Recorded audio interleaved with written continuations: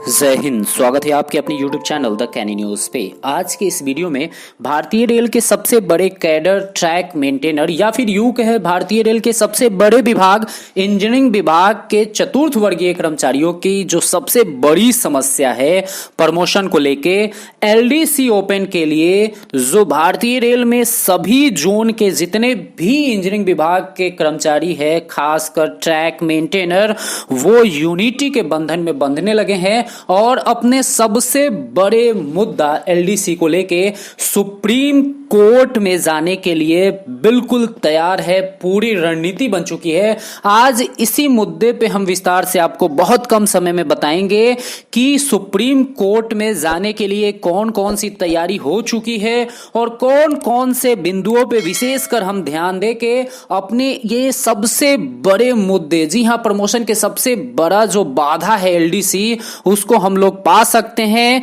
समानता के अधिकार को पा सकते हैं।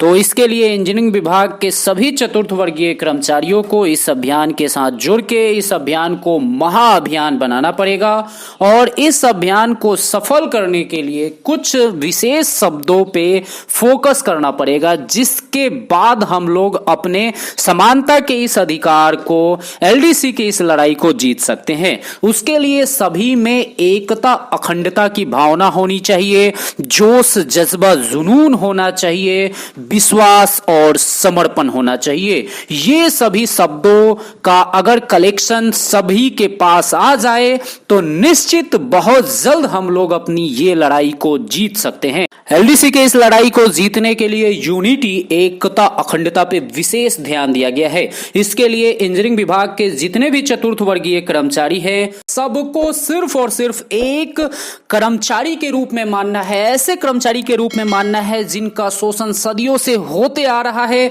उनको उनके समानता के अधिकार से वंचित रखा जा रहा है, प्रमोशन के चांसेस उनको नहीं दिया जा रहा है। कहने का मतलब यह है कि जब वो अपने आप को सिर्फ और सिर्फ एक शोषित कर्मचारी मानेंगे तब अपने आप एकता, अखंडता आएगा। साथ ही साथ यूनियन, एसोसिएशन और फेडरेशनवाद से आगे निकल के सिर्फ और सिर्फ अपने कैडर और अपने शोषण के बारे में सोचना है। जी हां, मान लीजिए कि हम ट्रैक मेंटेनर की बात करें तो ट्रैक मेंटेनर का एआईआरटीयू भी है, आरकेटीए भी है, तो या फिर कई ऐसे ट्रैक मेंटेनर हैं जो सत्ताधारी यूनियन से संबंध रखते हैं, फेडरेशन से संबंध रखते हैं, तो उनको ये सब चीजों से ऊपर उठ के सोचना है और सिर्फ ये सोचना है कि हम दबे हैं, शोषित हैं, हम पीड़ित हैं, हमें समानता का अधिकार चाहिए और इसके लिए उनको यूनिटी, अखंडता का परिचय देना होगा। यूनियन, एसोसिएशन से ऊपर उठ के सिर्फ अपने आप को एक शोषित कर्मचारी मानना पड़ेगा। उसके बाद जो यूनिटी बनेगी, उसके बाद जो है सभी के दिलों के अंदर एक नया जोश, जज्बा, जुनून होना चाहिए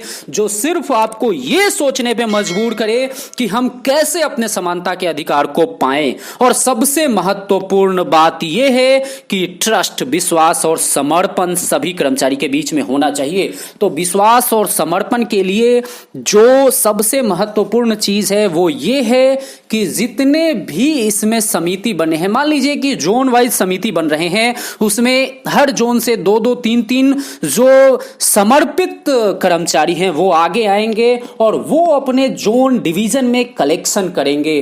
तो वो कलेक्शन में कई ऐसे कर्मचारी होंगे जिनके दिमाग में ये हो सकता है कि पता नहीं इसका कहां उपयोग हो रहा है।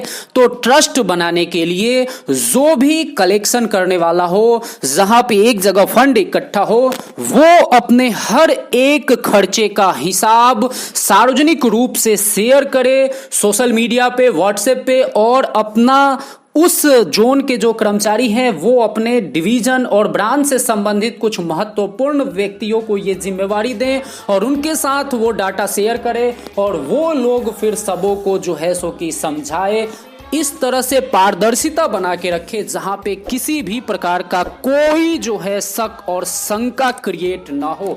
साथियों, वैसे तो हम लोग बहुत गर्व के साथ कहते हैं कि सबसे बड़ा कैडर हमारा है, हमारा कैडर 3.5 से 4 लाख का है, लेकिन विडंबना यह भी है कि सबसे ज्यादा शोषण हमारे यहाँ ही है, क्योंकि हमारे अंदर ना तो एकता, अखंडता है और ना ही किसी के ऊपर विश्वास करते हैं हम लोग। यही कारण है कि सबसे ज्यादा शोषण हम हैं, हम अपने अधिकारों से वंचित हैं। आप एक बात बात सोचिए, यदि 3.5 लाख का हमारा कैडर है, सभी लोग 100 रुपए भी दे दे तो हमारे पास 3.5 करोड़ का फंड होगा और हम सुप्रीम कोर्ट में बड़े से बड़ा वकील कर सकते हैं। जी हां, और अपने अधिकार को जीत सकते हैं। लेकिन विडंबना यही है कि इस मुहिम के साथ भी बहुत लोग नहीं आएंगे। तो जितने भी एक्टिव साथी हैं वो अपने आसपास के कर्मचारियों को जागरूक कीजिए, उनके दिलों में जोश, जज्बा, जुनून भरिए, अपने अधिकार के लिए उनको जागरूक कीजिए, जागरूक करते रहिए और इस कारवा को इतना बड़ा बनाइए ताकि बर्डन कम से कम पड़े। क्योंकि सुप्रीम कोर्ट में पीआईएल करना कोई गुड्डे गुड़िया का खेल नहीं है। इसमें काफी मात्रा में पैसा, संसाधन, समय, हर चीज जो है सो कि लगेगा। इसलिए आप लोग इस अभियान को बड़ा से बड़ा बनाने की कोशिश कीजिए और साथियों, जितना ज्यादा लोग जुड़ेंगे उतना ही लोगों के ऊपर बर्डन कम पड़ेगा। उसके बारे में जरूर सोचिए। जो इस मुहिम के साथ दिन रात मेहनत करा है, लगा हुआ है और लोगों को जागरूक करने की कोशिश कर रहा है। कई लोग तो उनको किसी चीज से कोई मतलब ही नहीं होता है, लेकिन जो दिन रात मेहनत करते हैं वो अपना समय इधर उधर में किल करते हैं और जब वो चीज का रिजल्ट लेने की बारी आती है तो वही लोग सबसे ज्यादा लाभान्वित होते हैं जिनको कोई मतलब नहीं होता है।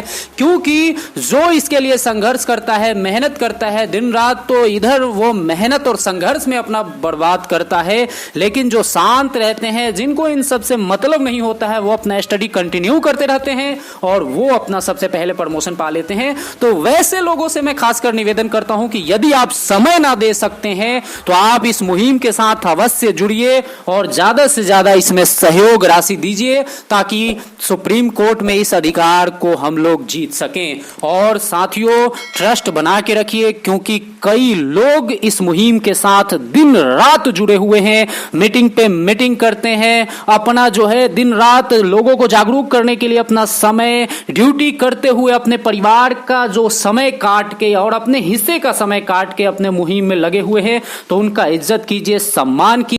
साथियों, इस वीडियो में इतना ही। वीडियो पसंद आया तो लाइक कीजिए, ना कीजिए लेकिन शेयर अवश्य कीजिए। जी हां, कैडर के सभी कर्मचारियों के बीच में इस वीडियो को शेयर कीजिए। जरूरत पड़ी तो हम इस मुद्दे पे एक वीडियो और बनाएंगे। अपना ख्याल रखिए और चैनल को सब्सक्राइब कर लीजिए और इस मुहिम को बड़ा से बड़ा बनाने की प्रयास करते रहिए। टेक केयर, जय हिंद।